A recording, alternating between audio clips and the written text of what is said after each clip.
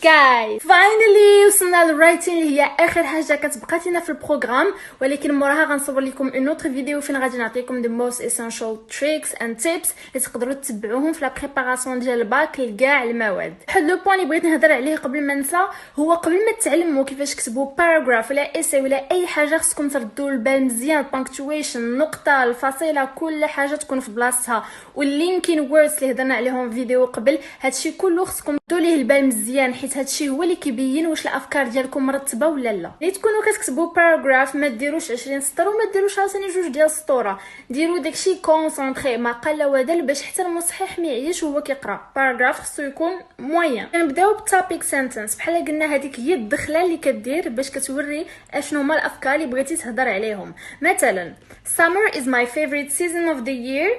First, the hot weather is perfect to travel with my family to Agadir. غنجي انا غنبغي نبدا معاكم واحد الموضوع، غنقول لكم summer is my favorite season of the year، يعني هذه هي الدخله اللي درت في الاول، هذه هي اللي كتسمى topic sentence. من بعد first linking words ردوا لهم البال مزيان.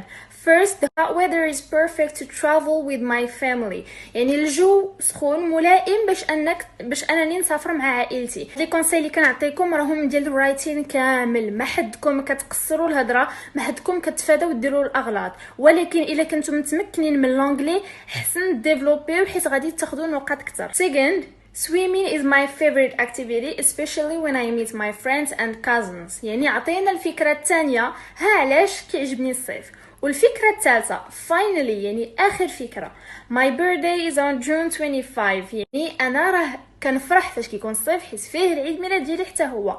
وفي الآخر كنعطيو conclusion these are the reasons why summer is my best season.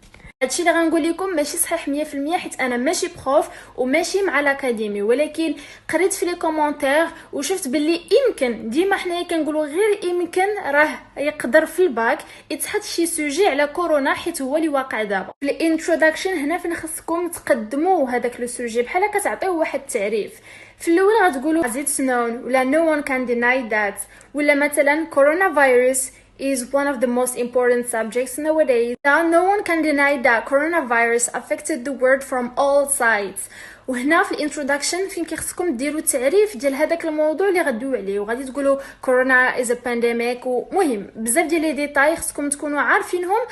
با فورسيمون داك الموضوع تكونوا كتفهموا فيه بزاف، ولكن غير حاولوا تعطيو لو ماكسيموم ديال الفهمه اللي عندكم تحطوها في الانتروداكشن. بعد ما غادي نكونوا عطينا هذيك البريف ديفينيشن على التوبيك اللي قالوا لينا، في الاخر ديال introduction كنديروا واحد الجمله اللي هي يمكن ليها تكون سؤال اللي كتحل لنا الباب باش نهضروا في البادي. مثلا غادي يقول لنا شنو هما البروز اند كونز على الكورونا فيروس، يعني شنو الجانب السلبي والايجابي على هاد الحاجه اللي حنا بغينا نهضروا عليها. نقولوا ما كايناش شي حاجه اللي فيها غير الجانب الخايب ولا الجانب الزوين. مثلا في الكورونا فيروس غادي نقولوا there is no dark side without a bright side، مثلا يعني راه طراو شي حوايج زوينين وطراو حوايج خايبين. وهذه هي اللي كتخلينا ندخلوا دايركتلي للبادي. يعني في الفيرست باراغراف كنقدروا نهضروا غير على الحوايج اللي هما خايبين، مثلا it affected the economy of the world, people stayed away from their countries, their families, people were quarantined ولا isolated. الا بغيتوا تشرحوا الفكره ديالكم اكثر حاولوا تعطيو لكل فكره هضرتوا عليها ان اكزامبل حداها. دابا ملي غادي ندوزو لي زافونتاج البرايت سايد pollution decreased, world gets united for the first time, no more wars ولا no more violence, the families got closer in a time where everyone is busy. ما تنساوش ملي تكونوا كتهضروا على two opposite ideas، مثلا les avantages و les inconvénients خصكم ديروا on the one hand on the other hand. هذا لكل باراغراف هكا باش كتفرقوا الافكار ديالكم. هادشي كامل كنقول لكم لينكين ووردز مهمين راه هما رايتين كامل. من بعد في الاخر في الكونكلوجن يمكن لكم انكم تعطيو مثلا الراي ديالكم، ولا بحال كديروا واحد الريزومي على داكشي. دونك فاش كديروا الريزومي كتقولوا to conclude ولا to sum up ولا as a result. نبقاو في هذا ليكزامبل غادي نعطيكم واحد الجمله اللي يمكن لكم تستعملوها مثلا الا كنتو غتهضروا على جوج الحوايج مضادين. هذه باش كتساليو بها الرايتين كامل غادي تقولوا we can't deny that everything happens for a reason، يعني كنقولوا من الاخر ما يمكنش لنا نكونوا هكا وميمكنش لنا نكونوا هكا. ضروري حاجه فيها الزوين وفيها الخايب. الا عطاوكم بليس وقالوا لكم describe it، يعني ديروا الوصف ديالو نفس الطريقه introduction body conclusion، غير هو في الباري هو على واحد الحاجه، ماشي تبداو تخلطوا بيناتهم. ها علاش كنفرقوا لي باراغراف، باش كيكون هذا كيهضر على البلايص اللي نقدروا نشوفوا، والثاني مثلا كيهضر على الجو ديال هذيك المدينه كيفاش دايره. ولا قالوا لكم to describe a person a member of your family or your friends، حتى هي introduction body conclusion. في الانتروداكشن كديروا التعريف كيف قلت لكم قبل، سواء كدير تعريف ديال البلاصه ولا ديال هذاك الانسان اللي غادي. في الباري كنديروا 2 paragraphs، الاول على المظهر الخارجي يعني كيفاش كيبان شعره عينيه وجهه. second paragraph كنهضروا عليه كيفاش داير as a person، he's kind he's gentle، يعني كاين بزاف الحوايج اللي نقدروا نقولوهم، وهادشي خصكم تكونوا عارفين some adjectives ديال الحاجه الزوينه والحاجه الخايبه. كدير تو كتكتب الايميل ديال هذيك لا بيرسون اللي غادي توصل بالايميل. من بعد كنديروا from، كتكتب الايميل اللي هو ديالك انت، ولكن ما غاديش ديروا الايميل ديالكم نتوما، حيت ما خصكم تعطيو حتى شي انديس باللي ها شنو سميتك ها شنو كنيتك. مثلا ما غاديش دير فيتا الهلالي @gmail.com، غادي دير سميه اللي غادي تختارها، من الاحسن تكون اجنبيه وما تكونش مغربيه، باش هكا ما يحسبش ليهم انكم كاتبين سميتكم، سينا غادي يعتبروها خطا. من بعد غادي ديروا subject، علاش حنايا بغينا نهضروا مثلا information about the registration.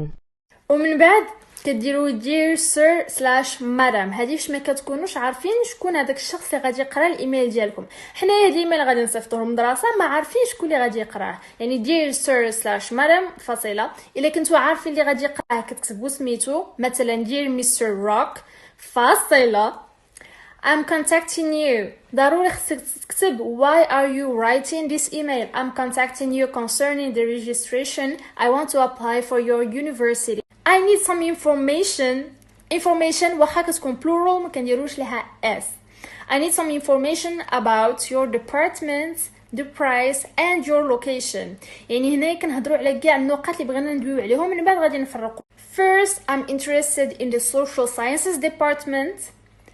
Second, I need to know the tuition fees per year. Third, finally, where are you located, in which city, which neighborhood. كنكونوا سالينا نكتبوا الايميل ديالنا، في الاخر كنزيدوا واحد الجمله I look forward to hearing from you. I look forward to your reply. ولا I look forward to meeting you. وموراها كنزيدوا sincerely, best regards.